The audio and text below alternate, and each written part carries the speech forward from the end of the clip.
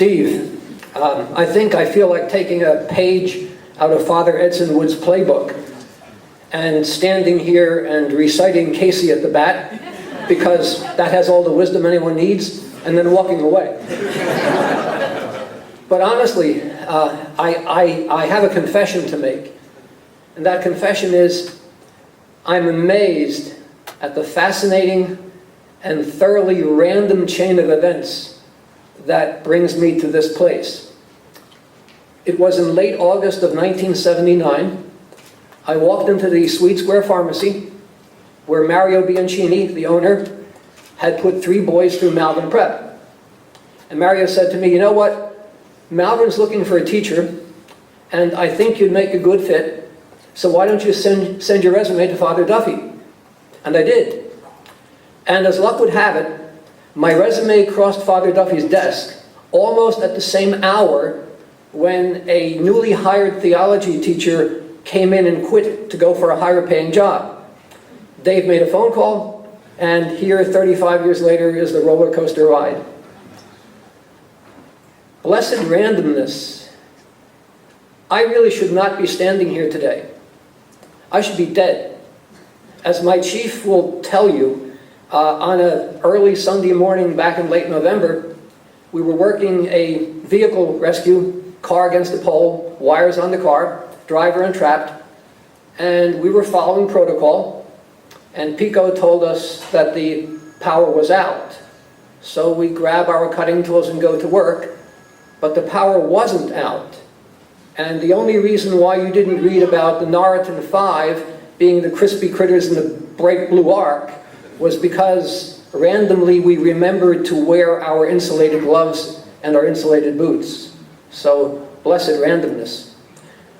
But the time is not for random musings. Time now is for really serious discussions about certitudes.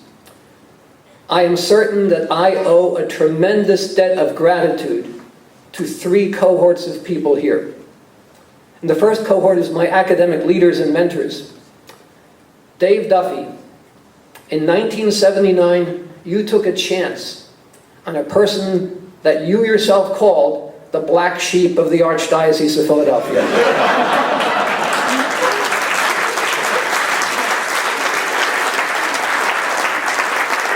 That hasn't changed.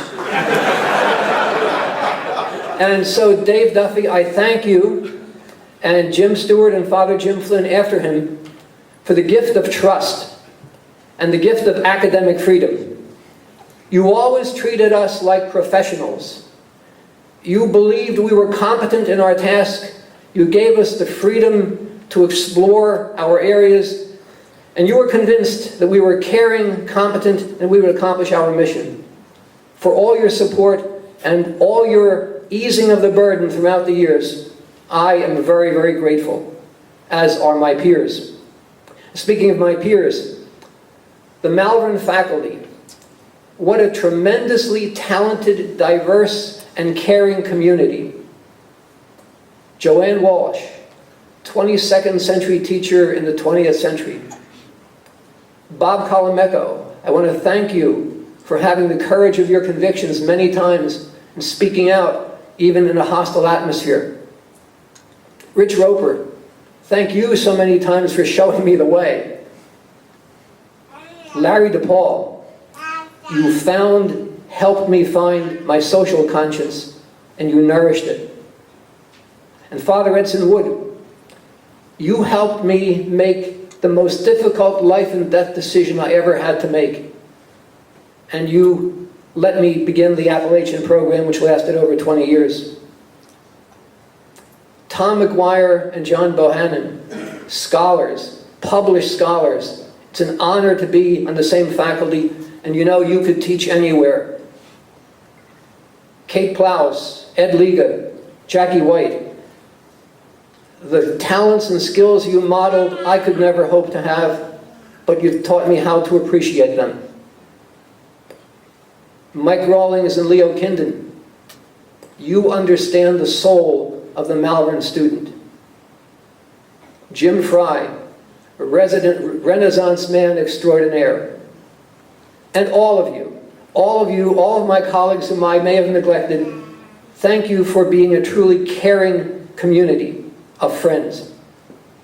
But the most important group, the group I owe the biggest debt of gratitude to, are the friars, the several thousand young men who populated my classes over the years. John Steinbeck once said of himself, quote, "I am the unsigned manuscript of a teacher." I say to you, friars, you are the signed manuscripts of many teachers. And I only hope that my little scribble on your soul has nothing to do with mathematics, but has everything to do with giving you an impulse to become open-hearted and open-minded. You see, friars, our mission now is to follow the footsteps of Pope Francis, who follows the footsteps of Jesus, who recognizes that no matter where your professional lives may take you, doctors, lawyers, engineers, financiers, entrepreneurs, athletes, artists, it is in your personal world we must continue to struggle for peace and justice. And we who are so gifted, mentally, physically, spiritually, socially, economically, it is especially incumbent on us to reach out to the marginalized, the poor, the challenged in any way. And as the Malvern alma mater says, the teacher has one final word. So my final word to you friars is a paraphrase from the favorite quotation of my favorite president, John Fitzgerald Kennedy. With a good conscience, you're our only sure reward. With history, the final judge of our deeds, let us go forth to lead, serve the land we love, asking His blessing and His help, but knowing that here on earth, God's work is truly our own. Malvern, you've given me a life I do not deserve. Thank you.